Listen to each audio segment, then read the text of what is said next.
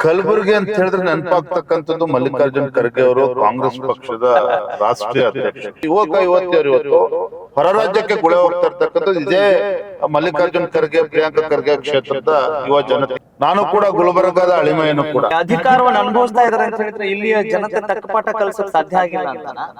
ಅವಿದ್ಯಾವಂತರು ಹೆಚ್ಚು ಇರ್ತಕ್ಕಂಥದ್ದು. ದೇಶದ ಆರ್ಥಿಕತೆ ಎಷ್ಟೊಂದು ಚೆನ್ನಾಗಿರುವಾಗ ರಾಜ್ಯದ ಆರ್ಥಿಕತೆ ಕೂಡ ಚೆನ್ನಾಗಿರ್ಬೇಕಾಗಿತ್ತು, ಅದು ಇಲ್ಲ.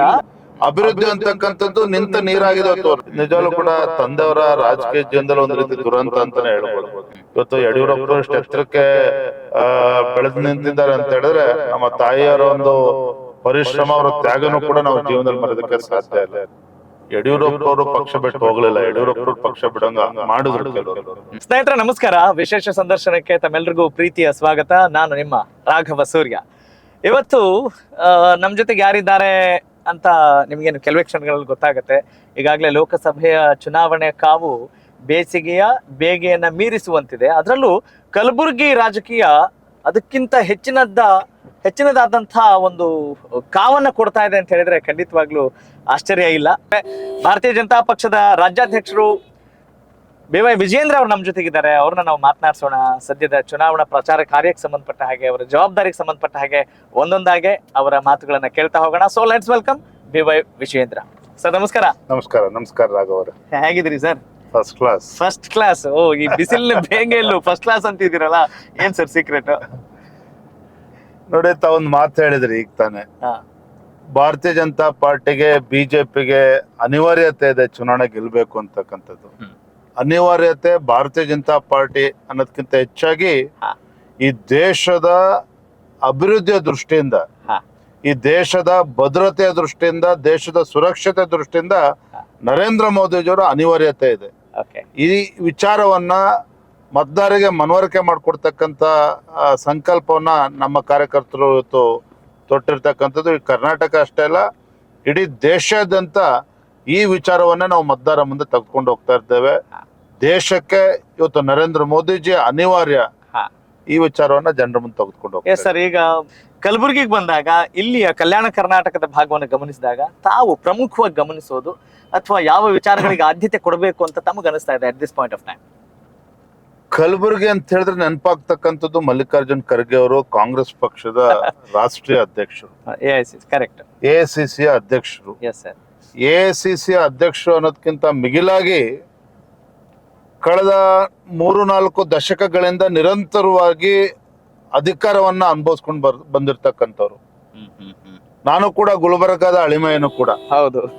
ದುರದೃಷ್ಟ ಅಂತ ಹೇಳಿದ್ರೆ ಕಾಂಗ್ರೆಸ್ ಪಕ್ಷ ಮತ್ತು ಮಲ್ಲಿಕಾರ್ಜುನ್ ಖರ್ಗೆ ಅವರು ಸತತವಾಗಿ ಅಧಿಕಾರವನ್ನ ಅನುಭವಿಸಿದ್ರು ಸಹ ಇವತ್ತು ಕೂಡ ಗುರುಮಿಟ್ಕಲ್ ವಿಧಾನಸಭಾ ಕ್ಷೇತ್ರ, ಖರ್ಗೆ ಅವರು ಪ್ರತಿನಿಧಿಸಿದಂತ ವಿಧಾನಸಭಾ ಕ್ಷೇತ್ರ, ಇವತ್ತು ಚಿತ್ತಾಪುರ ಇರ್ಬೋದು, ಪ್ರಿಯಾಂಕಾ ಖರ್ಗೆ ಅವರು ಪ್ರತಿನಿಧಿಸ್ತಾ ಇರ್ತಕ್ಕಂಥ ಕ್ಷೇತ್ರ, ಅತಿ ಹೆಚ್ಚು ಯುವ ಜನತೆ ಇವತ್ತು ಗುಳೆ ಹೋಗ್ತಾ ಇರ್ತಕ್ಕಂಥದ್ದು.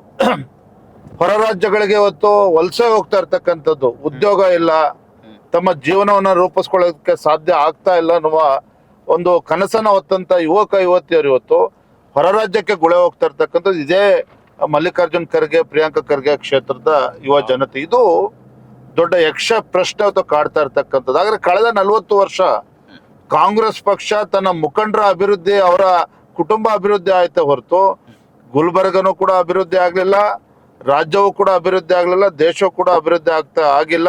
ನೀವು ಕೇಳಿರ್ತಕ್ಕಂಥ ಪ್ರಶ್ನೆ ಇವತ್ತು ಗುಲ್ಬರ್ಗ ಇವತ್ತು ದೊಡ್ಡ ಪ್ರಶ್ನೆ ಇವತ್ತು ವಿಜೇಂದ್ರಗಲ್ಲ, ಇಲ್ಲಿರ್ತಕ್ಕಂಥ ಮತದಾರರು ಮತ್ತು ಯುವ ಜನತೆ ಪ್ರಶ್ನೆ ಮಾಡ್ತಾ ಇದ್ದಾರೆ. ನಮ್ಮ ಭವಿಷ್ಯವನ್ನ ರೂಪಿಸ್ತಕ್ಕಂಥ ನಿಟ್ಟಿನಲ್ಲಿ ಈ ನಾಯಕರುಗಳು ಸಂಪೂರ್ಣ ವಿಫಲರಾಗಿದ್ದಾರೆ, ನಮ್ಮನ್ನ ನಡು ರಸ್ತೆನಲ್ಲಿ ಬಿಟ್ಟಿದ್ದಾರೆ ಅಂತೇಳಿ ಅವರ ಭವಿಷ್ಯದ ಬಗ್ಗೆ ಪ್ರಶ್ನೆ ಕಾಡ್ತಾ ಇದೆ. ಆ ಭವಿಷ್ಯಕ್ಕೆ, ಆ ಯುವ ಜನತೆ ಭವಿಷ್ಯಕ್ಕೆ ಉತ್ತರವನ್ನ ಕಂಡುಕೊಳ್ತಕ್ಕಂಥ ಕೆಲಸ ಮುಂದಿನ ದಿನಗಳು ನಾವೆಲ್ಲರೂ ಸೇರಿ ಮಾಡಬೇಕಾಗಿದೆ. ಸರ್, ನೀವು ಒಂದ್ ಮಾತು ಹೇಳಿದ್ರಿ, ಅಧಿಕಾರ ಅನುಭವಿಸ್ತಾ ಇದ್ದಾರೆ ಬಹಳಷ್ಟು ವರ್ಷಗಳಿಂದ. ಸೋಲಿಲ್ಲದ ಸರ್ದಾರ ಅನ್ನೋ ಖ್ಯಾತಿ ಕೂಡ ಅವ್ರಿಗಿತ್ತು, ಆದ್ರೆ ಕಳೆದ ಬಾರಿ ಅದು ಬ್ರೇಕ್ ಆಯ್ತು. ಹೆಂಗೆ ಅಧಿಕಾರವನ್ನು ಅನುಭವಿಸ್ತಾ ಇದಾರೆ ಅಂತ ಹೇಳಿದ್ರೆ ಇಲ್ಲಿಯ ಜನತೆ ತಕ್ಕಪಾಠ ಕಲ್ಸೋಕ್ ಸಾಧ್ಯ ಆಗಿಲ್ಲ ಅಂತನಾ, ಅಥವಾ ಏನ್ ಅವ್ರಿಗೆ ಪ್ರಾಬ್ಲಮ್ ಏನಾಗ್ತಾ ಇದೆ? What is stopping them? ಒಂದು, ಈ ಭಾಗದಲ್ಲಿ ಅವಿದ್ಯಾವಂತರು ಹೆಚ್ಚು ಇರ್ತಕ್ಕಂಥದ್ದು. ಮತ್ತೆ ಇವ್ರದೇ ಸಾಮ್ರಾಜ್ಯದಲ್ಲಿ ಎಲ್ಲರೂ ಕೂಡ ಮುಳುಗೋಗಿದ್ದಾರೆ. ಬೇರೆ ಬೇರೆ ಜಿಲ್ಲೆಗಳಲ್ಲಿ ಯಾವ ರೀತಿ ಅಭಿವೃದ್ಧಿ ಕೆಲಸಗಳು ಆಗಿದೆ, ಉದಾಹರಣೆ ನಮ್ಮ ಶಿವಮೊಗ್ಗ ಜಿಲ್ಲೆ, ಹಾ ಸರ್. ಯಡಿಯೂರಪ್ಪರು ಮುಖ್ಯಮಂತ್ರಿ ಆದ್ಮೇಲೆ ಯಾವ ರೀತಿ ಅಭಿವೃದ್ಧಿ ಆಗಿದೆ ಅಂತ ಹೇಳಿದ್ರೆ, ಇವತ್ತು ಜನರು ಇವತ್ತು ಪಕ್ಷಾತೀತವಾಗಿ ಇವತ್ತು ಎಲ್ಲಾ ಸಮಾಜ ಎಲ್ಲ ವರ್ಗದ ಜನ ಇವತ್ತು ಯಡಿಯೂರಪ್ಪನಲ್ಲಿ ಪೂಜೆ ಮಾಡ್ತಾರೆ, ಪ್ರೀತಿ ಮಾಡ್ತಾರೆ.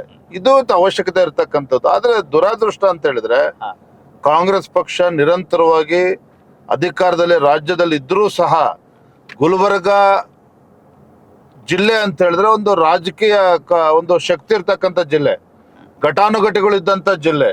ಇದರ ನಡುವೆನೂ ಸಹ ಜನರು ಮಾತ್ರ ಇವತ್ತು ರಸ್ತೆಗೆ ಬಂದಿದ್ದಾರೆ, ಬೀದಿಗೆ ಬಂದಿದ್ದಾರೆ. ಅವರ ಜೀವನವನ್ನ ರೂಪಿಸ್ತಕ್ಕಂಥ ಒಂದು ನಿಟ್ಟಿನಲ್ಲಿ ಸಂಪೂರ್ಣ ವಿಫಲರಾಗಿದ್ದಾರೆ ಅಂತ ಹೇಳಿದ್ರೆ ಅದರ ಹೊಣೆಗಾರಿಕೆ ಇವತ್ತು ಕಾಂಗ್ರೆಸ್ ಪಕ್ಷದ ಮುಖಂಡರೇ ಇವತ್ತು ಹೊರಬೇಕಾಗ್ತದೆ.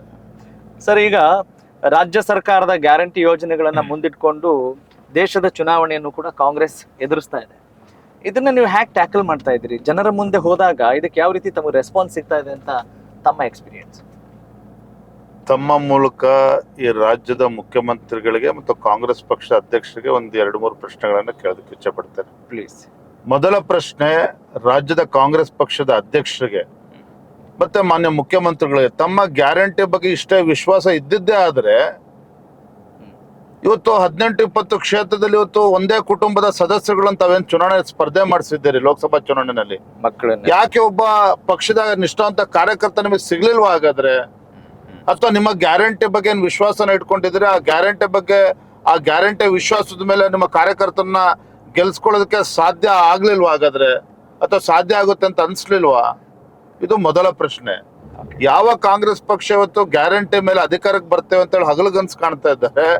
ಇವತ್ತು ಸ್ವತಃ ಗಾಂಧಿ ಕುಟುಂಬದ ಭದ್ರಕೋಟೆ ಒಂದು ಸಂದರ್ಭದಲ್ಲಿ ಅಮೇಥಿ ಮತ್ತು ಇವತ್ತು ಅಮೇಥಿ ಅಂತ ಕ್ಷೇತ್ರ, ಅಲ್ಲೂ ಕೂಡ ಇವತ್ತು ಕಾಂಗ್ರೆಸ್ ಪಕ್ಷ ಅಭ್ಯರ್ಥಿಯನ್ನ ಹಾಕೋದಕ್ಕೆ ಸಾಧ್ಯ ಆಗಿಲ್ಲ.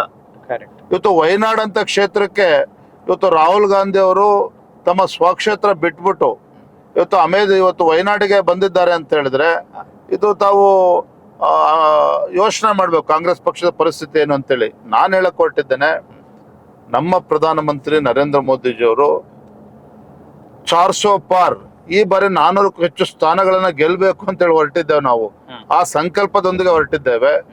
ಕಾಂಗ್ರೆಸ್ ಪಕ್ಷದ ರಾಹುಲ್ ಗಾಂಧಿ ಕಾಂಗ್ರೆಸ್ ಪಕ್ಷ ಇವತ್ತು 40 ದಾಟದ ಸಾಕು, ನಮ್ಮ ಅಧಿಕೃತವಾಗಿ ವಿರೋಧ ಪಕ್ಷದ ಒಂದು ಸ್ಥಾನ ಸಿಕ್ಕಿದ್ರೆ ಸಾಕು ಅನ್ನೋ ಮಾನಸಿಕ ಸ್ಥಿತಿ ಇವತ್ತು ಅವರಿದ್ದಾರೆ. ಹಾಗಾಗಿ ಇವತ್ತೇನೋ ಕಾಂಗ್ರೆಸ್ ಪಕ್ಷ ಗ್ಯಾರಂಟಿ ಬಗ್ಗೆ ಮಾತನಾಡ್ತಾ ಇದ್ದಾರೆ, ಇವರು ಮೂರ್ಖರಿದ್ದಾರೆ, ಅದಕ್ಕೆ ಜನ ತಕ್ಕ ಉತ್ತರ ನೀಡ್ತಾರೆ. ಲೋಕಸಭಾ ಯಾವ ಆಧಾರದ ಮೇಲೆ ಈ 400 ಪಾರ್ ಅಥವಾ 400ಕ್ಕೂ ಮೀರಿ ಅನ್ನೋದನ್ನ ಹೇಳ್ತಿದ್ದಾರೆ ಅಂತ ಅನಿಸ್ತಾ ಇದೆ ಸರ್? ನಮ್ಮ 10 ವರ್ಷದ ಸಾಧನೆ, ನಮ್ಮ ಕೇಂದ್ರ ಸರ್ಕಾರ ನರೇಂದ್ರ ಮೋದಿಜಿಯವರ ನೇತೃತ್ವದಲ್ಲಿ ಏನು ಹಿಂದೆ ಭಾರತೀಯ ಜನತಾ ಪಾರ್ಟಿ ನಮ್ಮ ಪ್ರಣಾಳಿಕೆಯಲ್ಲಿ ಭರವಸೆನ ನೀಡಿದ್ದು ದೇಶದ ಜನರ ಮುಂದೆ, ಆ ಭರವಸೆಗಳನ್ನ ಪ್ರತಿಯೊಂದು ಭರವಸೆಗಳನ್ನು ಕೂಡ ಈಡೇರಿಸಿದ್ದೇವೆ ನಮ್ಮ ಪ್ರಧಾನಮಂತ್ರಿ ನರೇಂದ್ರ ಮೋದಿಜಿಗಳ ಮೂಲಕ. ಹಾಗಾಗಿ ಜನರಲ್ಲಿ ಇವತ್ತು ವಿಶ್ವಾಸ ಇದೆ. ಕೋವಿಡ್ ನಂತರದಲ್ಲಿ ಇಷ್ಟು ಇಡೀ ಜಗತ್ತು ಆರ್ಥಿಕವಾಗಿ ಹಿಂದೆ ಹೋದ್ರೂ ಸಹ ಭಾರತ ಇವತ್ತು ಒಂದು 5ನೇ ಒಂದು ಆರ್ಥಿಕ ಶಕ್ತಿಯಾಗಿ ಜಗತ್ತಿನಲ್ಲಿ ಹೊರಹೊಮ್ಮಿದೆ. ಇವತ್ತು ಭಾರತ ಮುಂದಿನ ಕೆಲವು ವರ್ಷಗಳಲ್ಲಿ 7.5% GDP ಆ ಒಂದು ಇದರಲ್ಲಿ ದರದಲ್ಲಿ ಇವತ್ತು ಭಾರತ ಮುಂದೆ ಸಾಗ್ತದೆ ಅಂತ ಹೇಳಿ ಇವತ್ತು ವರ್ಲ್ಡ್ ಬ್ಯಾಂಕ್ ಕೂಡ ಹೇಳಿರ್ತಕ್ಕಂಥದ್ದು. ಇದೆಲ್ಲವ ಆಧಾರದ ಮೇಲೆ ದೇಶದ ಮತದಾರರಿಗೆ ಇವತ್ತು ವಿಶ್ವಾಸ ಬಂದಿದೆ. ಒಂದು ಕಡೆ ದೇಶದ ಸುರಕ್ಷತೆ ಭದ್ರತೆ, ಮತ್ತೊಂದು ಕಡೆ ಆರ್ಥಿಕವಾಗಿ ಒಂದು ಶಕ್ತಿಯನ್ನು ತುಂಬತಕ್ಕಂಥ ಕೆಲಸ ಮೋದಿ ಅವರು ಏನ್ ಮಾಡಿದ್ದಾರೆ, ಭಾರತದಲ್ಲಿ ಯಾವ ರೀತಿ ಅಭಿವೃದ್ಧಿಗಳನ್ನ ಕಾಣ್ತಾ ಇದ್ದೇವೆ. ಈ ದೇಶಕ್ಕೆ ಮೋದಿ ಅಂತಕ್ಕಂಥ ದಿಟ್ಟ ಮೋದಿ ನಾಯಕತ್ವ ಮಾತ್ರ ಈ ದೇಶವನ್ನ ಸುಭದ್ರವಾಗಿ ಮುನ್ನಡೆಸಬಲ್ಬಹುದು ಅಂತ ಹೇಳಿ ಇವತ್ತು ಪ್ರತಿಯೊಬ್ರು ಕೂಡ ಮಾತನಾಡ್ತಾ ಇದ್ದಾರೆ. ಸರ್, ಈಗ ನೀವು ಆರ್ಥಿಕತೆಯಲ್ಲಿ ಬಹಳ ಮುಂದೆ ಬಂದಿದ್ದೀವಿ ಅನ್ನೋದನ್ನ ಪೋರ್ಟ್ರೆ ಮಾಡ್ತಾ ಇದ್ದೀರಿ ಅನ್ನೋ ಒಂದು ಆರೋಪ ಇದೆ. ಯಾಕಂತ ಹೇಳಿದ್ರೆ ಪರ್ ಕ್ಯಾಪಿಟಾ ಇನ್ಕಮ್ ಅಷ್ಟಿಲ್ಲ. ದೇಶದ ಜನಸಂಖ್ಯೆ ಜಾಸ್ತಿ ಇರುವಾಗ economic rate will be automatically high ಅಂತ ಹೇಳ್ತಾರೆ. ಪರ್ ಕ್ಯಾಪಿಟಾ ಇನ್ಕಮ್ ಹಾಗಿಲ್ಲ ಅನ್ನೋದು ಅವ್ರ ವಾದ. ತಮ್ಮ ಉತ್ತರ? ಯಾರ್ದು ವಾದ? ಕಾಂಗ್ರೆಸ್ಸಿಗರ ವಾದ. ಕಾಂಗ್ರೆಸ್ನವರು ಆರ್ಥಿಕ ಪರಿಸ್ಥಿತಿ ಬಗ್ಗೆ ಮಾತನಾಡ್ತಕ್ಕಂಥ ನೈತಿಕತೆ ಏನು ಉಳಿಸ್ಕೊಂಡಿದ್ದಾರೆ? ಇದೇ ಮನಮೋಹನ್ ಸಿಂಗ್ ಅವರು UPA ಸರ್ಕಾರ ಇದ್ದಾಗ ಪ್ರಧಾನಮಂತ್ರಿ ಆಗಿ 10 ವರ್ಷದಲ್ಲಿ ಭಾರತ ಹೇಗೆ ತಲೆ ತಗ್ಗಿಸೋ ರೀತಿಯಲ್ಲಿ ಮಾಡಿದ್ರು ಭ್ರಷ್ಟಾಚಾರದ ಮುಖೇನ. ಇವತ್ತು ನರೇಂದ್ರ ಮೋದಿಜಿಯವರು ಭ್ರಷ್ಟಾಚಾರ ರಹಿತ ಆಡಳಿತನ ಕೊಟ್ಟಿದ್ದಾರೆ. ಕೋವಿಡ್ ನಂತರದಲ್ಲಿ ಜಗತ್ತಿನ ಅನೇಕ ರಾಷ್ಟ್ರಗಳು ಆರ್ಥಿಕವಾಗಿ ಹಿನ್ನಡೆ ಅನುಭವಿಸಿದ್ರು ಸಹ ಭಾರತ ಇವತ್ತು ಆರ್ಥಿಕ ಒಂದು ಸಂಕಷ್ಟದಿಂದ ಪಾರು ಮಾಡಿ ಇವತ್ತು ಭಾರತ ಇವತ್ತು ನೋಡಿದಿರಿ, ಇವತ್ತು ಕೂಡ ಪತ್ರಿಕೆಯಲ್ಲಿ ಬಂದಿದೆ 2 ಲಕ್ಷ GST ಕಲೆಕ್ಷನ್ ಆಗಿರ್ತಕ್ಕಂಥದ್ದು ಇಡೀ ದೇಶದಲ್ಲಿ ಇವತ್ತು. ಅಂದ್ರೆ ಭಾರತ ಈ ಸಂಕಷ್ಟದ ನಡುವೆನೂ ಸಹ ಮೋದಿಜಿ ಅವರ ಒಂದು ದಿಟ್ಟ ನಾಯಕತ್ವದಿಂದ ಭಾರತ ಇವತ್ತು ಆ ಆರ್ಥಿಕ ಸಂಕಷ್ಟದಿಂದ ಪಾರಾಗಿದೆ. ಭಾರತ ಇವತ್ತು ಮುನ್ನುಗ್ತಾ ಇದೆ, ಜಗತ್ತಿನ 5ನೇ ಒಂದು ಆರ್ಥಿಕ ಶಕ್ತಿಯಾಗಿ ಹೊರಹೊಮ್ಮಿದೆ. ಮತ್ತೆ ವರ್ಲ್ಡ್ ಬ್ಯಾಂಕ್ ಅಂತಂದ್ರೆ ಸ್ವಾಮಿ, ಇದು ಭಾರತೀಯ ಜನತಾ ಪಾರ್ಟಿ ಯಾರ ಅಧ್ಯಕ್ಷರು ಕಾರ್ಯಕರ್ತರಲ್ಲಿಲ್ಲ. ವರ್ಲ್ಡ್ ಬ್ಯಾಂಕ್ ಕೂಡ ಕಳೆದ ತಿಂಗಳು ಇವತ್ತು ಪ್ರೆಡಿಕ್ಟ್ ಮಾಡಿದೆ, ಇವತ್ತು ಮುಂದಿನ 3-4 ವರ್ಷದಲ್ಲಿ Bharat is a bright spot, India is a bright spot, 7.5% GDP growth ಇರ್ತದೆ ಭಾರತ ಅಂತೇಳಿ ಅವರು ಕೂಡ ಭವಿಷ್ಯ ನುಡಿದಿದ್ದಾರೆ. ಹಾಗಾಗಿ ಇವತ್ತು ಈ ರೀತಿ ಕಾಂಗ್ರೆಸ್ ಅವರ ಒಂದು ರಾಜಕೀಯ ಹೇಳಿಕೆಯಿಂದ ನಮ್ಗೇನು ಪ್ರಶ್ನೆ ಇಲ್ಲ. ದೇಶ ಇವತ್ತು ಅಭಿವೃದ್ಧಿ ಪಥದಲ್ಲಿ ಸಾಗ್ತಾ ಇದೆ, ಅದು ನಮಗೂ ಕೂಡ ವಿಶ್ವಾಸ ಇದೆ, ದೇಶದ ಜನರು ಕೂಡ ವಿಶ್ವಾಸ. ದೇಶದ ಆರ್ಥಿಕತೆ ಎಷ್ಟೊಂದು ಚೆನ್ನಾಗಿರುವಾಗ ರಾಜ್ಯದ ಆರ್ಥಿಕತೆ ಕೂಡ ಚೆನ್ನಾಗಿರ್ಬೇಕಾಗಿತ್ತು, ಅದು ಇಲ್ಲ. ತೆರಿಗೆ ವಿಚಾರದಲ್ಲಿ ದೊಡ್ಡ ತಾರತಮ್ಯ ಆಗಿದೆ. ನಾವು ಇಷ್ಟೊಂದು ಟ್ಯಾಕ್ಸ್ ಕಟ್ಟಿದ್ರು ಕೂಡ ನಮ್ಗೆ ಸಿಗ್ತಾ ಇಲ್ಲ ಅನ್ನುವ ದೊಡ್ಡ ಮಟ್ಟದ ಹೋರಾಟವನ್ನು ಮಾಡ್ತಾ ಇದ್ದಾರೆ. ಆ ಹೋರಾಟಕ್ಕೆ ಯಾವ ಹುರುಳಿಲ್ಲ ಅಂತೀರ ತಾವು? ಕಾಂಗ್ರೆಸ್ ಸರ್ಕಾರ ಇವತ್ತು ರಾಜ್ಯದಲ್ಲಿದೆ. ಮಾನ್ಯ ಮುಖ್ಯಮಂತ್ರಿಗಳು ತಮ್ಮ ವೈಫಲ್ಯಗಳನ್ನ ಮುಚ್ಚಿ ಹಾಕಿಕೊಳ್ತಕ್ಕಂತ ಸಲುವಾಗಿ ಈ ರೀತಿ ಕೇಂದ್ರ ಸರ್ಕಾರದ ಮೇಲೆ ಆರೋಪವನ್ನು ಮಾಡ್ತಾ ಇದ್ದಾರೆ. ಯಾಕೆ ಅಂತ ಹೇಳಿದ್ರೆ, ಅವರೇನು ಭರವಸೆಗಳನ್ನು ಕೊಟ್ಟು ಬಂದಿದ್ದಾರೆ ಗ್ಯಾರಂಟಿ, ಇವತ್ತು ಅದಕ್ಕೆ ಹಣವನ್ನ ಸರಿದೂಗಿಸೋದಕ್ಕೆ ಸಾಧ್ಯ ಆಗ್ತಾ ಇಲ್ಲ. 65-70 ಸಾವಿರ ಕೋಟಿ ಇವತ್ತು ಬೇಕಾಗಿದೆ.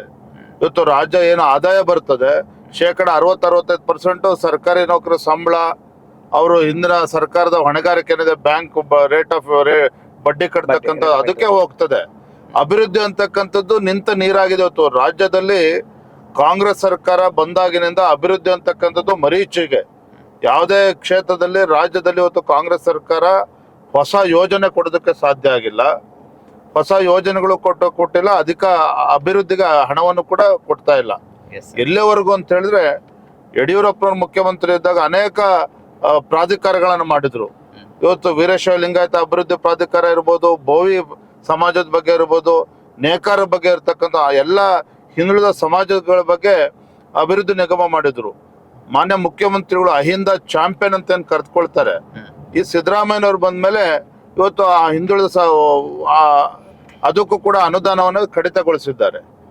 ಇವತ್ತು ಸರ್ಕಾರಿ ನೌಕರಿಗೆ ಸಂಬಳ ಕೊಡೋದಕ್ಕೂ ಕೂಡ ಸಾಧ್ಯ ಆಗ್ತಾ ಇಲ್ಲ. ಅಂದ್ರೆ ಇವೆಲ್ಲ ಗ್ಯಾರಂಟಿ ಯೋಜನೆಗಳಿಂದ ಪ್ರಾಬ್ಲಮ್ ಆಗ್ತಿದೆ ಅಂತೀರಾ ತಾವು ರಾಜ್ಯದಲ್ಲಿ? ಒಂದು unscientific planning of the state government or Congress leaders. ವಿಧಾನಸಭಾ ಚುನಾವಣೆಯಲ್ಲಿ ಹೇಗಾದ್ರೂ ಮಾಡೋ ಅಧಿಕಾರವನ್ನ ಹಿಡಿಲೇಬೇಕು, ಅಧಿಕಾರಕ್ಕೆ ಬರಲೇಬೇಕು ಅನ್ನೋ ಹಪಾಹಪಿ ಏನಿತ್ತು, ಹಾಗಾಗಿ ಮನ ಬಂದಂತೆ ಇವತ್ತು ಭರವಸೆಗಳನ್ನ ಕೊಟ್ಟಿದ್ದಾರೆ. ಇವತ್ತು ಈಡೇರಿಸೋದಕ್ಕೆ ಸಾಧ್ಯ ಆಗ್ತಾ ಇಲ್ಲ. ಅಂದ್ರೆ ಲಾಜಿಕಲಿ ನಾಟ್ ಟ್ರೂ ಅಂತ, ಲಾಜಿಕಲಿ ಇಲಾಜಿಕಲ್ ಆಗಿದಾವೆಲ್ಲ, ಅನ್ಸೈಂಟಿಫಿಕ್ ಆಗಿದಾವೆ ಅಂತ ಹೇಳ್ತಾ ಇದ್ದಾರೆ. ಖಂಡಿತ ನೋಡ್ರಿ, ಒಂದು ಸರ್ಕಾರದ ಜವಾಬ್ದಾರಿ ಅಥವಾ ಒಬ್ಬ ಜನಪ್ರತಿನಿಧಿ ಶಾಸಕ ಆಗಿರ್ತಕ್ಕಂಥನು ಆ ಕ್ಷೇತ್ರದ ಜನರಿಗೆ ಭರವಸೆ ಕೊಟ್ಟು ಬಂದಿದ್ದಾರೆ, ನನ್ನನ್ನು ಸೇರಿ. ನಾನು ಶಾಸಕನಾಗಿ ಗೆದ್ರೆ ನಾನು ಅಭಿವೃದ್ಧಿ ಮಾಡ್ತೇನೆ, ರಸ್ತೆ ಕಾಮಗಾರಿಗಳು ಮಾಡ್ತೇನೆ, ಶಾಲಾ ಕಾಲೇಜುಗಳನ್ನ ತರ್ತೇನೆ, ಆಸ್ಪತ್ರೆಗಳನ್ನ ಕಟ್ಟಿಸ್ಕೊಡ್ತೇನೆ, ಈ ರೀತಿ ಅಭಿವೃದ್ಧಿ ಬಗ್ಗೆ ಭರವಸೆ ಕೊಟ್ಟು ಬಂದಿರ್ತೇನೆ. ಕರೆಕ್ಟ್. ಗ್ಯಾರಂಟಿನೇ ಅಭಿವೃದ್ಧಿ ಅಂತ ಹೇಳಿ ಭ್ರಮೆನಲ್ಲಿ ಇವತ್ತೇನು ಕಾಂಗ್ರೆಸ್ ಪಕ್ಷದವರು ಇದ್ದಾರೆ. ಇವತ್ತು ಜನ ಅಥವಾ ರಾಜ್ಯ ಅಭಿವೃದ್ಧಿಯಿಂದ ಇವತ್ತು ವಂಚಿತ ಆಗ್ತಾ ಇದೆ. ಇದು ರಾಜ್ಯದ ಜನರಿಗೆ ಅವರಿಗೆ ಒಂದು ಪ್ರಶ್ನೆ ಕಾಡ್ತಾ ಇದೆ. ಏನಪ್ಪ, ಸರ್ಕಾರ ಬಂದ್ಮೇಲೆ ಯಾವುದೇ ಒಂದು ಹೊಸ ಯೋಜನೆ ಕೊಡ್ಲೇ ಇಲ್ಲ. ಒಂದು ಕಡೆ ಪುಕ್ಕಟೆ ವಿದ್ಯುತ್ ಅಂತ ಹೇಳ್ತಾರೆ, ಮನೆಗೆ ವಿದ್ಯುತ್ ಅಂತ ಹೇಳ್ತಾರೆ. ಮತ್ತೊಂದು ಕಡೆ ಇವತ್ತು 4 ರೂಪಾಯಿ 10 ಪೈಸೆ ಇದ್ದಂತ ಪರ್ ಯೂನಿಟ್ ಇವತ್ತು 8 ರೂಪಾಯಿ 20 ಪೈಸೆ ಪರ್ ಯೂನಿಟ್ ವಿದ್ಯುತ್ ದರ ಜಾಸ್ತಿ ಮಾಡಿದ್ದಾರೆ. ಸ್ಟಾಂಪ್ ಡ್ಯೂಟಿ ಜಾಸ್ತಿ ಮಾಡಿದ್ದಾರೆ. ತಹಶೀಲ್ದಾರ್ ಆಫೀಸ್ಗೆ ಹೋಗಿ ಪೋಡಿ ಮಾಡಿಸ್ಬೇಕು ರೈತ ಅಂತ ಹೇಳಿದ್ರೆ ಅದ್ರದ್ದು ದರನು ಕೂಡ ರೇಟ್ ಜಾಸ್ತಿ ಆಗಿದೆ. ಯಡಿಯೂರಪ್ಪ ಮುಖ್ಯಮಂತ್ರಿ ಇದ್ದಾಗ ರೈತರು ತನ್ನ ಹೊಲಕ್ಕೆ ಟ್ರಾನ್ಸ್ಫಾರ್ಮರ್ ಹಾಕೋಬೇಕು ಅಂತ ಹೇಳಿದ್ರೆ 25,000 ರೂಪಾಯಿ ಕಟ್ಟಿದ್ರೆ ಸಾಕಾಗ್ತಾ ಇತ್ತು. ಈಗ ಸಿದ್ದರಾಮಯ್ಯ ಸರ್ಕಾರ ಬಂದ್ಮೇಲೆ ಅದನ್ನ 2 ಲಕ್ಷ ರೂಪಾಯಿ ಮಾಡಿದ್ದಾರೆ.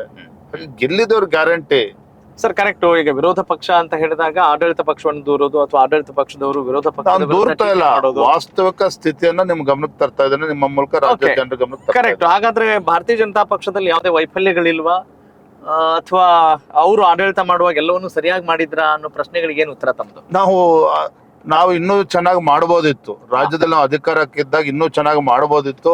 ಅದ್ರ ಸ್ವಲ್ಪ ಹಿನ್ನಡೆ ಆಗಿದ್ದ ಕಾರಣನೇ ವಿರೋಧ ಪಕ್ಷ ಕೂತಿದ್ದೇವೆ. ಯಾವ ಕಾರಣಕ್ಕೆ ಹಿನ್ನಡೆ ಆಯ್ತು ಅನ್ಸುತ್ತೆ ಸರ್? ತುಂಬಾ ಚೆನ್ನಾಗಿ ಅಧಿಕಾರ ಮಾಡಿದ್ರೆ ನೋಡಿ, ಒಳ್ಳೆ ಕೆಲಸ ಮಾಡಿದ್ರು ಸಹ ಕಾಂಗ್ರೆಸ್ಸಿನ ಅಪಪ್ರಚಾರವೇ ಇವತ್ತು ಮೇಲ್ಗೈ ಸಾಧಿಸಿತು. ನಾವು ಒಳ್ಳೆ ಕೆಲಸ, ಖಂಡಿತ ಅದು ಒಳ್ಳೆ ಕೆಲಸವನ್ನ ಸರಿಯಾಗಿ ಬಿಂಬಿಸ್ತಕ್ಕಂತ ನಿಟ್ಟಿನಲ್ಲಿ ನಾವು ವಿಫಲರಾಗಿದ್ದೇವೆ. ಕಾಂಗ್ರೆಸ್ಸಿನ ಒಂದು ಸುಳ್ಳನ್ನ 100 ಬಾರಿ ಹೇಳೋದನ್ನ ಸತ್ಯ ಅಂತ ಹೇಳಿ ನಿರೂಪಿಸಿದ್ರು, ಅದರಲ್ಲಿ ಅವರು ಯಶಸ್ವಿ ಆಗಿದ್ದಾರೆ. ಈಗ ಲೋಕಸಭಾ ಚುನಾವಣೆ ನಂತರ ರಾಜ್ಯ ಸರ್ಕಾರದ ಕಥೆ ಏನು? ರಾಜ್ಯ ಸರ್ಕಾರ ಅಥವಾ ರಾಜ್ಯದಲ್ಲಿ ರಾಜಕೀಯ ಯಾವ ರೀತಿ ಇರುತ್ತೆ ಅನ್ನೋ ಒಂದು ದಿಕ್ಸೂಚಿ ಇದೆ ಅಂತೀರಿ ತಾವು? ರಾಜಕೀಯ ಅಥವಾ ಭವಿಷ್ಯವನ್ನ ಹೇಳ್ತಕ್ಕಂತ ವ್ಯಕ್ತಿ ನಾನಲ್ಲ. ಆದ್ರೆ DK ಶಿವಕುಮಾರ್ ಅವ್ರಿಗೆ ನಾನು ಈ ಪಕ್ಷವನ್ನು ಅಧಿಕಾರಕ್ಕೆ ತಂದಿದ್ದೇನೆ. ಲೋಕಸಭಾ ಚುನಾವಣೆ ಆದ್ಮೇಲೆ ಮುಖ್ಯಮಂತ್ರಿ ಸ್ಥಾನ ನನ್ನ ಹಕ್ಕು, ಅದು ನನ್ನ ಹಕ್ಕು, ನಾನು ಆ ಸ್ಥಾನದಲ್ಲಿ ಕೂರ್ಲೇಬೇಕು ಅನ್ನೋ ಒಂದು ಮನಸ್ಥಿತಿ ಇವತ್ತು DK ಶಿವಕುಮಾರ್ ಬಂದಾಗಿದೆ.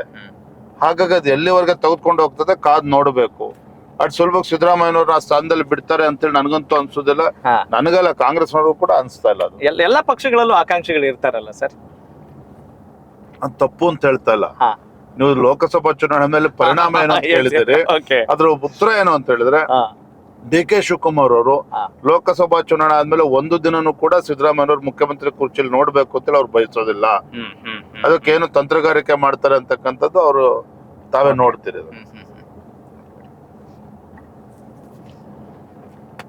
BY ವಿಜಯೇಂದ್ರ ಅವರು ಶಿಕಾರಿಪುರ ಕ್ಷೇತ್ರದ ಶಾಸಕರು ಮಾತ್ರ ಅಲ್ಲ, ರಾಜ್ಯಾಧ್ಯಕ್ಷರಾಗಿರೋದ್ರಿಂದ ಜವಾಬ್ದಾರಿ ಸಹಜವಾಗಿ ಜಾಸ್ತಿ ಇರುತ್ತೆ.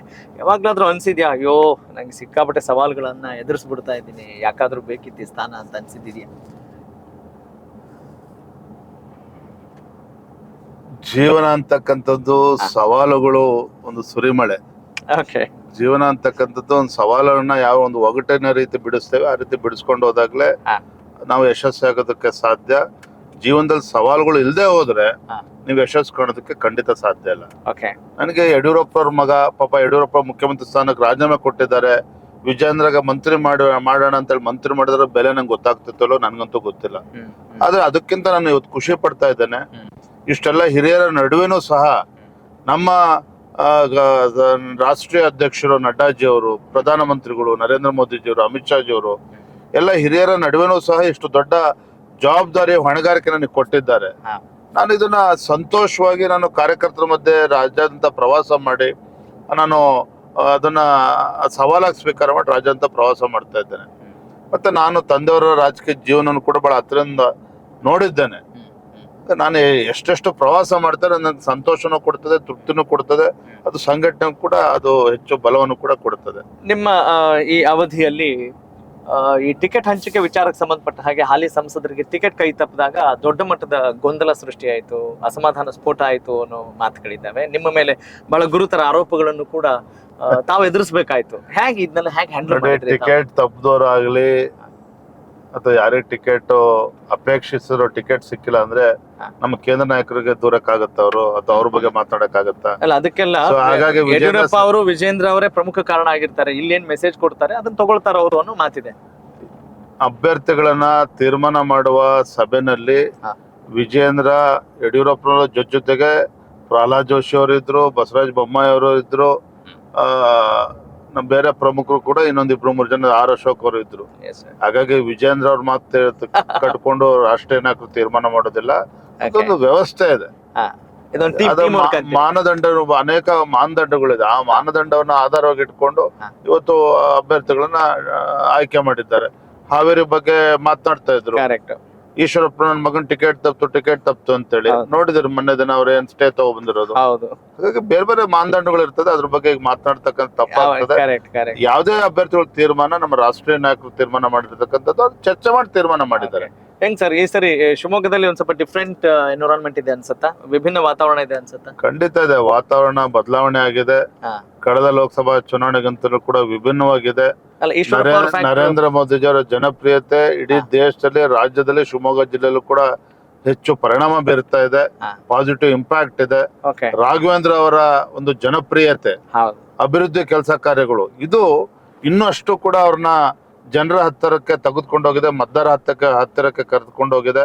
ಇದ್ರ ಪರಿಣಾಮ ಏನಪ್ಪಾ ಅಂತ ಹೇಳಿದ್ರೆ ಈಶ್ವರಪ್ಪ ಪಾಪ ಡೆಪಾಸಿಟ್ ತಗೊಳ್ತಾರೋ ಇಲ್ಲೋ ಅನ್ನೋದು ಪ್ರಶ್ನೆ ಕಾಡ್ತಾ ಅಲ್ಲ ಅವ್ರ ಇರ್ತಕ್ಕಂಥದ್ದು. ಫ್ಯಾಕ್ಟರ್ ಕೌಂಟ್ ಆಗಲ್ಲ ಅಂತೀರಾ ಸರ್? ನಾನು ಹೇಳ್ದಲ್ಲ, ಈಶ್ವರಪ್ಪರು ಡೆಪಾಸಿಟ್ ತೆಗೆದುಕೊಳ್ತಾರ ಇಲ್ವಾ, ಹಾ ಹಾ ಇದು ಇವತ್ತು ಪ್ರಶ್ನೆ ಕಾಡ್ತಾ ಇರೋದು ಎಲ್ರು ಕೂಡ. ಹಾ ಹಾ ನೋಡಪ್ಪ ಚಲೋ.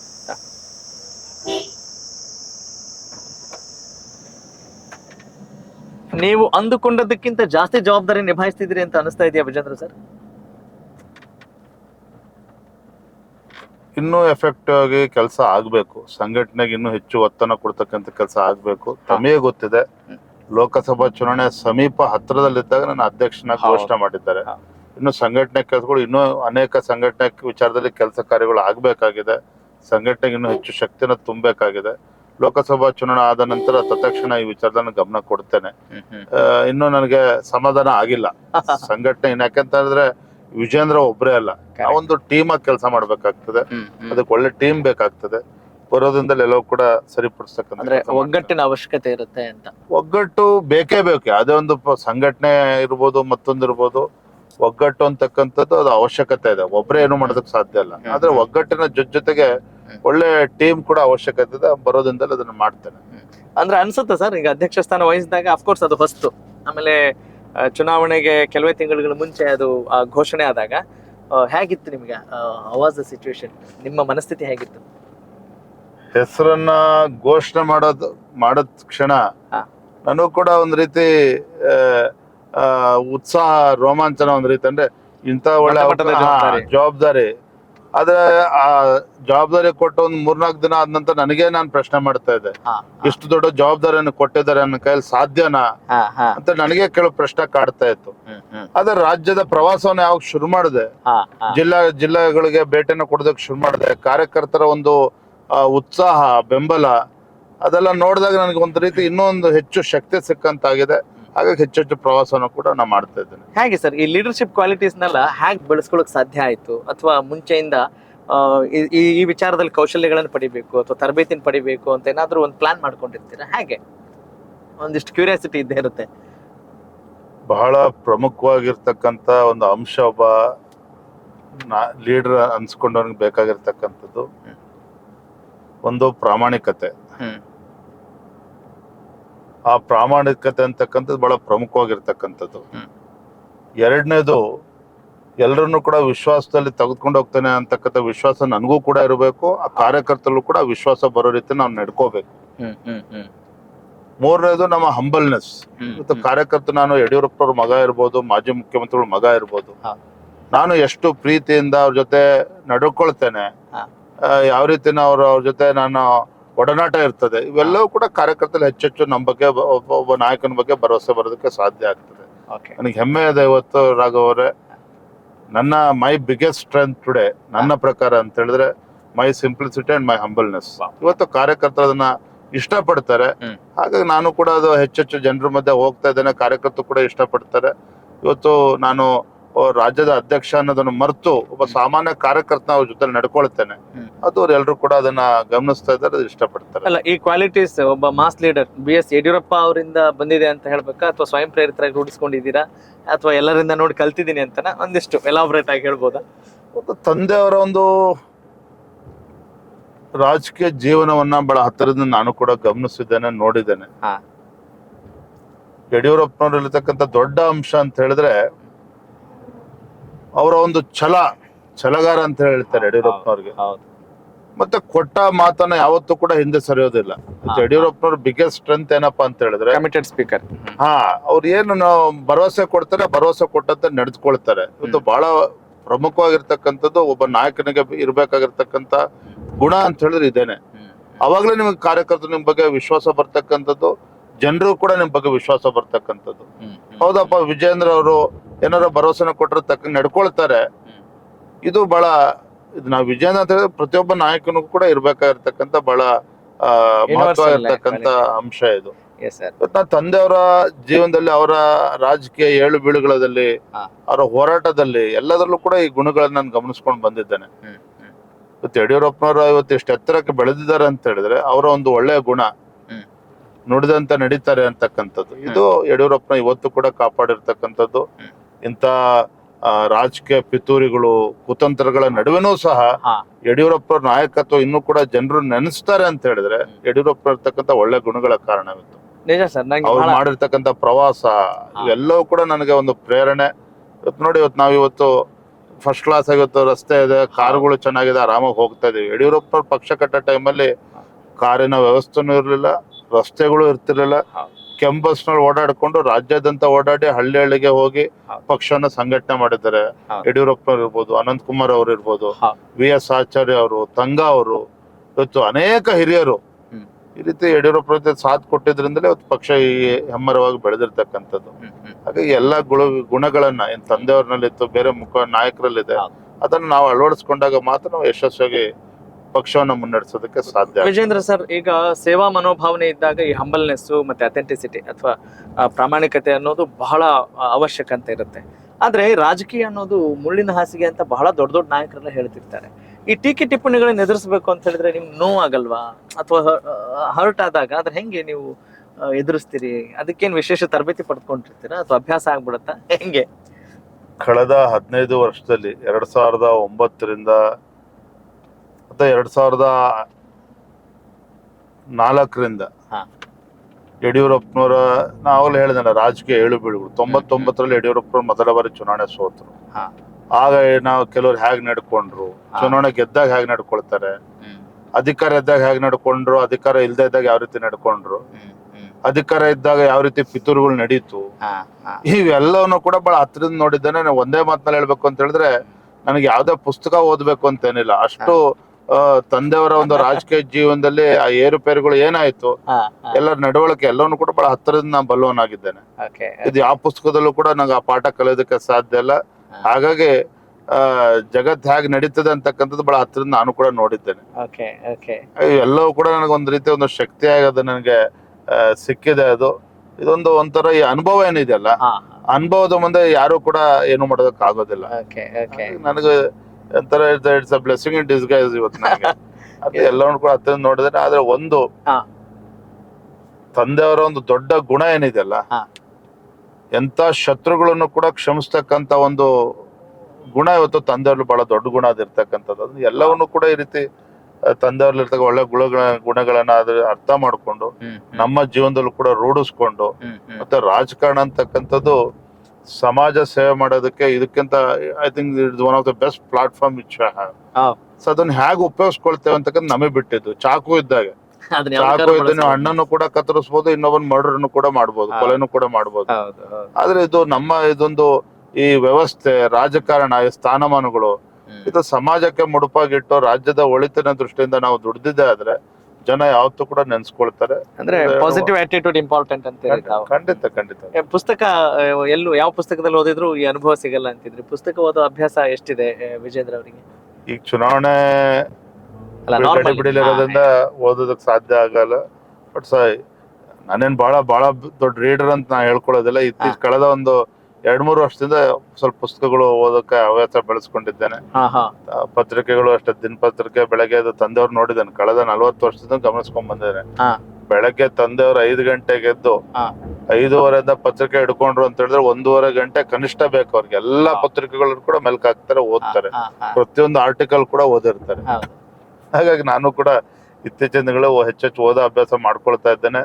ಚುನಾವಣೆ ಮುಗಿದ ನಂತರ ಇನ್ನೂ ಹೆಚ್ಚು ಅಭ್ಯಾಸ ಮಾಡ್ಬೇಕಾಗ್ತದೆ. ಯಾವ್ದು ಸರ್ ಈ ಪುಸ್ತಕ ಅಂದ್ರೆ? ಯಾವ ತರದ್ದು ನೀವು ಓದೋ ಅಭ್ಯಾಸ ಇಟ್ಕೊಂಡಿದ್ರಿ? ಯಾವ್ದು ನಿಮ್ಗೆ ತುಂಬಾ ಇನ್ಸ್ಪೈರ್ ಮಾಡುತ್ತೆ? ನನಗೆ ಅಥವಾ ಪೊಲಿಟಿಕಲ್ ಒಂದು ಸೆಲ್ಫ್ ಮೋಟಿವೇಶನ್ ಪುಸ್ತಕಗಳು ಕೆಲವು ಓದ್ತಾ ಇದ್ದೇನೆ. ಈ ಪ್ರಜಾಪ್ರಭುತ್ವ ಬಗ್ಗೆ ಕೂಡ, ಸಂವಿಧಾನ ಬಗ್ಗೆ ಹೆಚ್ಚೆಚ್ಚು ಓದ್ಬೇಕು. ಯಾಕಂದ್ರೆ ರಾಜಕಾರಣದಲ್ಲಿ ಇದ್ದಾಗ ಯಾವ ಸಂದರ್ಭ ಹೇಗ್ ಬರ್ತದೋ ಹೇಳಕ್ಕಾಗಲ್ಲ. ಹಾಗಾಗಿ ಎಲ್ಲಾ ವಿಚಾರಗಳನ್ನು ಕೂಡ ನಾವು ಅಧ್ಯಯನ ಮಾಡ್ಲೇಬೇಕಾಗ್ತದೆ. ಅದನ್ನ ಮಾಡ್ತಾ ಇದ್ದೀವಿ. ಹೇಗೆ ಸರ್, ಬಾಲ್ಯದ ದಿನಗಳಲ್ಲಿ ನೀವು ಏನ್ ಅನ್ಕೊಂಡಿದ್ರಿ, ಏನ್ ಆಗ್ಬೇಕು ಅಂತ ಅನ್ಕೊಂಡಿದ್ರಿ? ರಾಜಕಾರಣಕ್ಕೆ ಬರ್ತೇನೆ ಅಂತ ಖಂಡಿತ ಅನ್ಕೊಂಡಿರ್ಲಿಲ್ಲ. ಜಸ್ಟ್ ಅ ಕೋಇನ್ಸಿಡೆನ್ಸ್ ಅಷ್ಟೇನೆ. ಹೆಂಗ್ ಸರ್ ಇಲ್ಲ, ಖಂಡಿತ ನಾನು, ಯಾಕಂದ್ರೆ ರಾಘವೇಂದ್ರ ಅವರು ತಂದೆಯವರು ಸಕ್ರಿಯವಾಗಿ ರಾಜಕಾರಣದಲ್ಲಿ ಇದ್ರು, ಶಾಸಕರಾಗಿ, ಅಧ್ಯಕ್ಷ ಆಗಿ, ಮುಖ್ಯಮಂತ್ರಿ ಆಗಿ. ಅಣ್ಣ ರಾಘವೇಂದ್ರ ಅವರು ಕೂಡ ಸಂಸದರಾಗಿ ಇದ್ದಾರೆ ಕಳೆದ 15 ವರ್ಷದಿಂದ. ಹಾಗೆ ನಮ್ಮ ಪಕ್ಷದಲ್ಲಿ 3ನೇ ವ್ಯಕ್ತಿಗೆ ರೀತಿ ಅವಕಾಶ ಸಿಗ್ತದೆ ಅಂತ ಹೇಳಿದ್ರೆ ಯಾರು ಕೂಡ ಊಹಿಸೋಕ್ಕೂ ಸಾಧ್ಯ ಇಲ್ಲ, ಕಲ್ಪನೆ ಮಾಡ್ಕೊಳ್ಳೋಕ್ಕೂ ಸಾಧ್ಯ ಆಗೋದಿಲ್ಲ. ಅದು ಕೂಡ ನಮ್ಮ ಭಾರತೀಯ ಜನತಾ ಪಾರ್ಟಿ ಇವತ್ತು ಎಲ್ಲವೂ ಕೂಡ ಒಂದ್ ರೀತಿ ಅನಿರೀಕ್ಷಿತನ ಅಂತ ಹೇಳ್ಬೋದು. ಏನ್ ಅನ್ಕೊಂಡಿದ್ರಿ ಸರ್ ತಾವು, ಏನ್ ಅನ್ಕೊಂಡಿದ್ರಿ ರಾಜಕೀಯ ಹೊರತುಪಡಿಸಿ ಏನ್ ಆಗ್ಬೇಕು ಅಂತ ಅನ್ಕೊಂಡಿದ್ರಿ? ರಾಜಕಾರಣ ಬಿಟ್ರೆ ಅಂದ್ರೆ ನಾನು ಆಕ್ಚುಲಿ ಬೇಸಿಕ್ಲಿ ಲಾ ಗ್ರಾಜುಯೇಟ್. ನಾನು ಸ್ವಲ್ಪ ಪ್ರಾಕ್ಟೀಸ್ ಮಾಡ್ಲಿಲ್ಲ ಯಾವತ್ತೂ ಕೂಡ. ಸ್ವಲ್ಪ ಹೆಚ್ಚೆಚ್ಚು ಆ ಫೀಲ್ಡ್ ಅಲ್ಲೇ ಹೋಗ್ಬೇಕು ಅನ್ನೋದು ಕೂಡ ಆಸಕ್ತಿ ಇತ್ತು ನನಗೆ. But man proposes god disposes ಅಂತಾರಲ್ಲ, ಆದ್ರೂ ಯಾಮಾರ್ಸಕ್ ಆಗಲ್ಲ ನಿಮ್ಮನ್ನ, ಕಾನೂನೆಲ್ಲ ಚೆನ್ನಾಗಿ ಸ್ವಲ್ಪ ಗೊತ್ತಿದೆ ಆಗಿದ್ರೆ. ಇಲ್ಲ, ಇನ್ನು ಕೂಡ ಅದು ಇನ್ನೂ ಹೆಚ್ಚು ಪ್ರಾಕ್ಟೀಸ್ ಮಾಡಿದ್ರೆ ಹೈಕೋರ್ಟ್ ಸುಪ್ರೀಂ ಕೋರ್ಟ್ ಅಲ್ಲಿ ಇನ್ನೂ ಹೆಚ್ಚು ನಂಗೆ ಶಕ್ತಿ ಸಿಗ್ತಾ ಇತ್ತು. ಬಟ್ ಇರ್ಲಿ, ಬಟ್ ಆದ್ರೆ ಒಂದು ಒಳ್ಳೆ ಅವಕಾಶ ಅಂತ ಬಂದಿದೆ. Law is all about it's about common sense ಅಷ್ಟೇ. ನಿಮ್ಮ ಶೈಕ್ಷಣಿಕ ವಿದ್ಯಾಭ್ಯಾಸ ರಾಜಕೀಯದಲ್ಲಿ ಅನುಕೂಲ ಆಗ್ತಾ ಇದೆ ಅನ್ಸಿದ್ಯಾ? ಖಂಡಿತ. ಇಲ್ಲ ಅಂತ ಹೇಳಿದ್ರೆ ನಾನು ಇಂಜಿನಿಯರ್ ಮತ್ತೊಂದಾಗ್ಬಿಟ್ಟು ಎಲ್ಲ ಒಂದ್ ಕಡೆ ಇರ್ತಿದ್ದೆ ನಾನು. ಆದ್ರೆ ಇವತ್ತು BA ಮಾಡಿ LLB ಮಾಡಿ ಎಲ್ಲವೂ ಅದರಿಂದ ಬಹಳ ನನಗೇನೋ ಇದು ಅನ್ನೋದಕ್ಕಿಂತ ಹೆಚ್ಚಾಗಿ ಅದು ನಾನು ಬೆಂಗಳೂರಿಗೆ ಬಂದೆ ಡಿಗ್ರಿಗೋಸ್ಕರ. ಅದಾದ್ಮೇಲೆ ನಾನು ಇಲ್ಲೇ ಮಾಡಿದೆ. ತಂದೆಯವ್ರ ಜೊತೆ ಹೆಚ್ಚು ಒಡನಾಟ ಇತ್ತು, ತಂದೆಯವ್ರ ಜೊತೆಲೆ ಇರ್ತಾ ಇದ್ದೆ. ತಂದೆಯವ್ರ ಜೊತೆ ಇದ್ದಿದ್ರಿಂದ ರಾಜ್ಯದಲ್ಲಿ ಇರ್ತಕ್ಕಂಥ ಕಾರ್ಯಕರ್ತರ ಜೊತೆ ಒಡನಾಟ ಜಾಸ್ತಿ ಆಯ್ತು, ಮುಖಂಡರ ಜೊತೆ. ಅದು ಒಂದಕ್ಕೊಂದು ಪೂರ್ವಕವಾಗಿ ಹಾಗೆ ಬೆಳ್ಕೊಂಡು ಹೋಯ್ತದೆ. ಯಾವ ಸರ್ ನಿಮ್ ಜೀವನದಲ್ಲಿ ಇದನ್ನ ಮರೆಯಕ್ ಆಗಲ್ಲ ಅಂತ ಅನ್ಸಿದ್ ಯಾವ್ದು, ಮರೆಯಲಾಗದ ಕ್ಷಣ ಯಾವ್ದು ತಮಗೆ?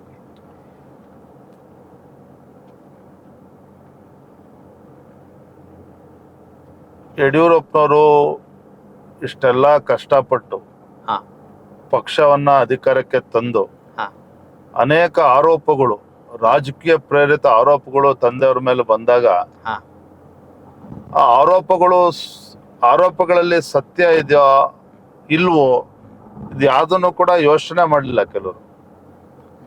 ಹಾಗಾಗಿ ಇನ್ನೂ ಯಡಿಯೂರಪ್ಪರ ಗಟ್ಟಿಯಾಗಿ ನಿಲ್ಬೋದಿತ್ತು ಕೆಲವರು. ಆದ್ರೆ ಆರೋಪ ಬರ್ತಿದ್ದಂಗೆನೆ ಯಡಿಯೂರಪ್ಪ ತಪ್ಪಿತಸ್ಥರು ಅನ್ನೋ ಒಂದು ನಿರ್ಧಾರಕ್ಕೆ ಬಹಳಷ್ಟು ಜನ ಬಂದ್ಬಿಟ್ರು. ಇದು ನಿಜವಾಗ್ಲೂ ಕೂಡ ಯಡಿಯೂರಪ್ಪರಂತರ ರಾಜಕಾರಣಿಗಳಿಗೆ ಬರಬಾರ್ದಿತ್ತು. ನೋಡಿ, ಉದಾಹರಣೆಗೆ ಹೇಳ್ತೇನೆ.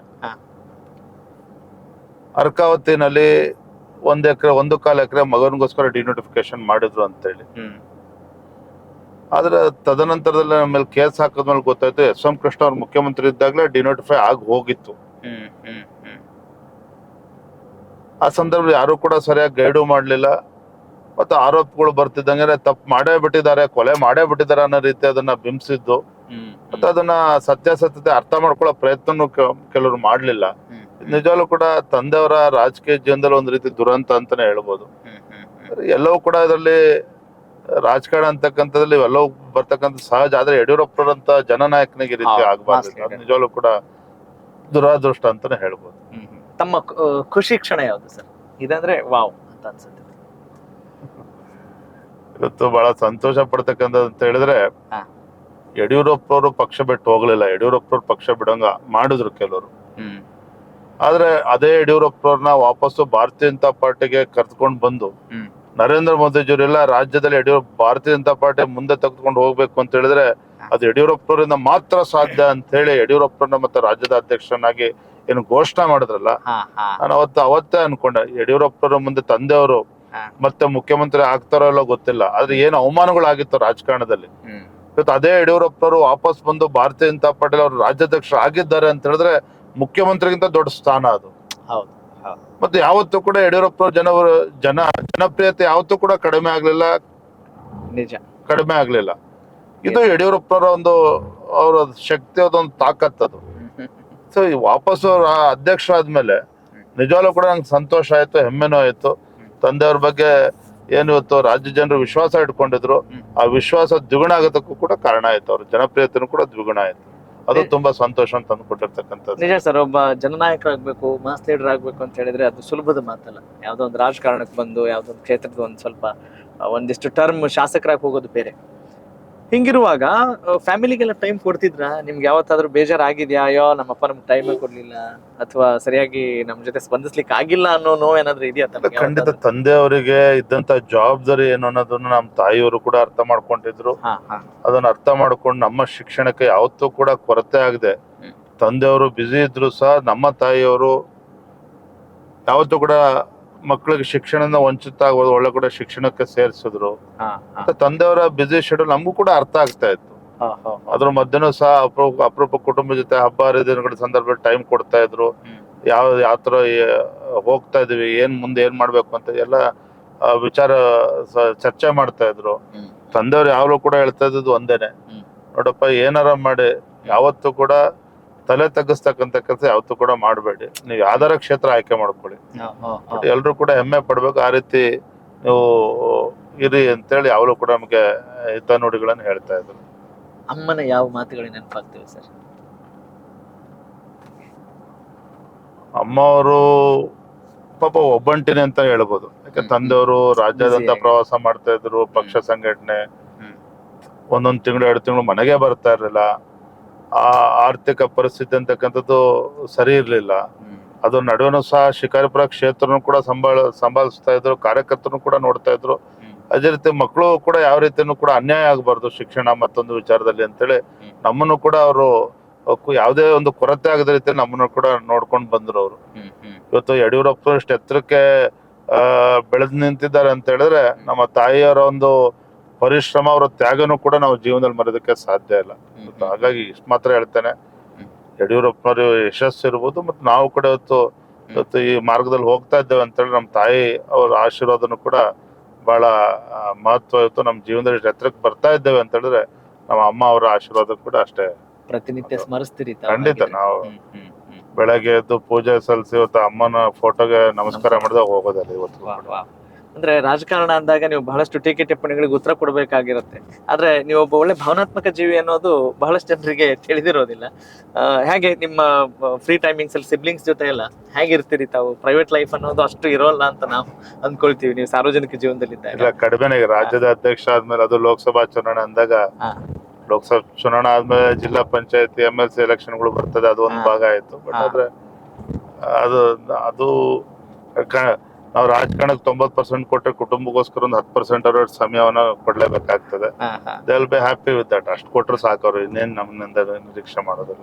ಹೇಗೆ ಸರ್ ತಮ್ಮ ಶ್ರೀಮತಿಯವರ ಸಹಕಾರ ಹೇಗಿದೆ ನಿಮ್ಮ ಈ ರಾಜಕಾರಣದ ಜೀವನದಲ್ಲಿ? ಶ್ರೀಮತಿಯವರು ಸಹ ನಾನು ರಾಜಕಾರಣಕ್ಕೆ ಬರ್ತೇನೆ ಅಂತೇಳಿ ಅವ್ರ ಕಲ್ಪನೆ ಕೂಡ ಮಾಡಿರ್ಲಿಲ್ಲ. ಯಾವಾಗ ವರ್ಣದಲ್ಲಿ ನಿಲ್ತೇನೆ ಅಂತೇಳಿ ಚರ್ಚೆಗಳು ನಡೀತು, ಪ್ರಯತ್ನಗಳು ನಡೀತು, ಅವ್ರಿಗೂ ಕೂಡ ಒಂದ್ ರೀತಿ ಆತಂಕ ಆಯ್ತು, ಏನಪ್ಪ ಇವರು ರಾಜಕಾರಣಕ್ಕೆ ಹೊರಟಿದ್ದಾರೆ ಅಂತೇಳಿ. ಸಹಜವಾಗಿನ ಆತಂಕ ಆಯ್ತು. ಆದ್ರೆ ಈಗ ನನಗೆ ಇವತ್ತು ನಮ್ಮ ಕಾರ್ಯಕರ್ತ ನಾನು ನೋಡ್ತಕ್ಕಂಥ ರೀತಿ ಎಲ್ಲ ಕೂಡ ಅವ್ರಿಗೂ ಒಂದ್ ರೀತಿ ಸಂತೋಷ ತಂದು ಕೊಟ್ಟಿದೆ, ವಿಶ್ವಾಸ ಬಂದಿದೆ. ಅವರು ಕೂಡ ನನಗೆ ಬೆಂಬಲ ಸಪೋರ್ಟ್ ಮಾಡ್ತಾರೆ. ಸಿದ್ದು ಬೇಗೋರ್ಡಪ್ಪ, ಸಿದ್ದು. Yes sir. ಹೌದಾ, ವೈಂಡ್ ಅಪ್ ಮಾಡ್ಬಿಡ್ತೀನಿ. ಓಕೆ ಸರ್, ಇವ್ರು ಕಂಫರ್ಟಬಲ್ ಅಂದ್ರೆ ಬರೀ ಎಲ್ಲ ಪಾಲಿಟಿಕ್ಸ್ ಮಾತಾಡ್ತಾ ಇರ್ತಾರಲ್ಲ ಅಂತ ಹೇಳಿ ಅಷ್ಟೇ ಮುಗಿಸೋಣ. ಓಕೆ ಸರಿ. ವಿಜೇಂದ್ರ ಸರ್, ಬಹಳ ಈ ಬಿಡುವಿಲ್ಲ ಅಂದ್ರೂ ಕೂಡ ನಮ್ಗೆ ಬಿಡು ಮಾಡ್ಕೊಟ್ಟಿದ್ದೀರಿ. I am so grateful to you. ಜೊತೆ ಮಾತಾಡೋಕೆ ಬಹಳ ಖುಷಿ ಆಯ್ತು. ಹಾಗೇನೆ ನಮ್ಮ ಓವರ್ ಆಲ್ ಈಗ ಬೇರೆ ಏನ್ ಕೇಳ್ತಿದ್ವಿ ಕ್ಯಾಂಡಿಡೇಟ್, ನಾವು ನಿಮ್ ಕ್ಷೇತ್ರದ ಜನತೆಗೆ ಏನ್ ಹೇಳ್ತೀರಿ ಅಂತ ಕೇಳ್ತಾ ಇದ್ವಿ, ದೇಶಕ್ಕೆ ಏನ್ ಹೇಳ್ತೀರಿ ಅಂತ ಕೇಳ್ತಾ ಇದ್ದೀನಿ ನಾನು. ದೇಶದ ಜನ ಈಗಾಗಲೇ ತೀರ್ಮಾನ ಮಾಡಿದರೆ ಮೋದಿ ಮತ್ತೊಮ್ಮೆ ಅಂತೇಳಿ. ನಮ್ಮ ರಾಜ್ಯದ ಪ್ರಜ್ಞಾವಂತ ಮತದಾರರಿಗೆ ನಾನು ತಮ್ಮ ಮೂಲಕ ವಿನಂತಿಯನ್ನ ಮಾಡ್ತಕ್ಕಂಥದ್ದು, ಈ ಕಾಂಗ್ರೆಸ್ಸಿನ ಗ್ಯಾರಂಟಿಗಳು ಎಲ್ಲವೂ ಕೂಡ ತಾತ್ಕಾಲಿಕ. ಇದು ನಮ್ಮ ಭವಿಷ್ಯವನ್ನು ರೂಪಿಸೋದಕ್ಕೆ ಸಾಧ್ಯ ಆಗೋದಿಲ್ಲ. ನಮ್ಮ ಪ್ರಧಾನಮಂತ್ರಿ ನರೇಂದ್ರ ಮೋದಿಜಿಯವರು ಭಾರತ 2047ನೇ ಇಸ್ವಿಗೆ ಒಂದು ಅಭಿವೃದ್ಧಿ ಹೊಂದಿರತಕ್ಕಂತ ರಾಷ್ಟ್ರ ಆಗಿ ಹೊರಹೊಮ್ಮಬೇಕು ಅನ್ನೋ ಒಂದು ಸಂಕಲ್ಪದೊಂದಿಗೆ ಇವತ್ತು ಹಗಲು ರಾತ್ರಿ ಶ್ರಮವನ್ನು ಹಾಕ್ತಾ ಇದ್ದಾರೆ. ಇಂಥ ಸಂದರ್ಭದಲ್ಲಿ ನಮ್ಮ ರಾಜ್ಯದಿಂದ ಎಲ್ಲ 28 ಕ್ಷೇತ್ರಗಳನ್ನ ಗೆಲ್ಲೋದ್ರ ಮೂಲಕ ನರೇಂದ್ರ ಮೋದಿಜಿಯವರ ಕೈನ ಬಲಪಡಿಸಬೇಕು, ಈ ಒಂದು ಸಂಕಲ್ಪದೊಂದಿಗೆ ನಾನು ಕೂಡ ರಾಜ್ಯ ಪ್ರವಾಸನ ಮಾಡ್ತಾ ಇದ್ದೇನೆ. ತಾವು ಸಹ ಮತದಾರರು ಇವತ್ತು ಬಿಜೆಪಿನ ಬೆಂಬಲಿಸಿ ನರೇಂದ್ರ ಮೋದಿಜಿಯವರ ಕೈನ ಬಲಪಡಿಸಿ ಅಂತ ಹೇಳಿ ತಮ್ಮ ಮುಖೇನ ನಾನು ಮನವಿಯನ್ನ ಮಾಡ್ತಾ ಇದ್ದೀನಿ. ಸ್ನೇಹಿತರೆ, BY ವಿಜಯೇಂದ್ರ ಅವರ ಮಾತುಗಳನ್ನ ಗಮನಿಸಿರ್ತೀರಿ, ಅನೇಕ ಸಂದರ್ಶನಗಳನ್ನ ನೋಡ್ತಿರ್ತೀರಿ. ಪ್ರತಿ ಬಾರಿ ಸಂದರ್ಶನದಲ್ಲೂ ಕೂಡ ಒಂದಷ್ಟು ಹೊಸ ವಿಚಾರಗಳನ್ನ ವಿನಿಮಯ ಮಾಡ್ಕೊಳ್ತಾ ಇರ್ತಾರೆ. ಅಂದ್ರೆ ಪ್ರತಿ ಕ್ಷಣದಲ್ಲೂ ನಾನು ಹೊಸತನ ಕಲಿತಾ ಇದ್ದೀನಿ ಅನ್ನೋದರ ಒಂದು ಸಂಕೇತವಾಗಿರುತ್ತೆ ಅಂತ ನಾನು ಭಾವಿಸ್ತೇನೆ. ವಿಜಯೇಂದ್ರ ಅವರ ಹಾದಿ ಬಹಳಷ್ಟು ಸುಗಮವಾಗಿರ್ಲಿ, ಮತ್ತಷ್ಟು ಯಶಸ್ಸನ್ನ ಕಾಣ್ಲಿ, ಅವರ ಮಹತ್ವಾಕಾಂಕ್ಷೆಗಳಿಗೆ ಜಯ ಸಿಗ್ಲಿ. ಕೊನೆಯದಾಗಿ ನಿರ್ಣಯ ತೆಗೆದುಕೊಳ್ಬೇಕಾದಂಥವ್ರು ನೀವು ಅಂತ ಹೇಳ್ತಾ ಇವತ್ತಿನ ಈ ಕಾರ್ಯಕ್ರಮ ಮುಗಿಸ್ತಾ ಇದ್ದೀನಿ. ನಾನು ನಿಮ್ಮ ರಾಘವ ಸೂರ್ಯ. ನಮಸ್ಕಾರ.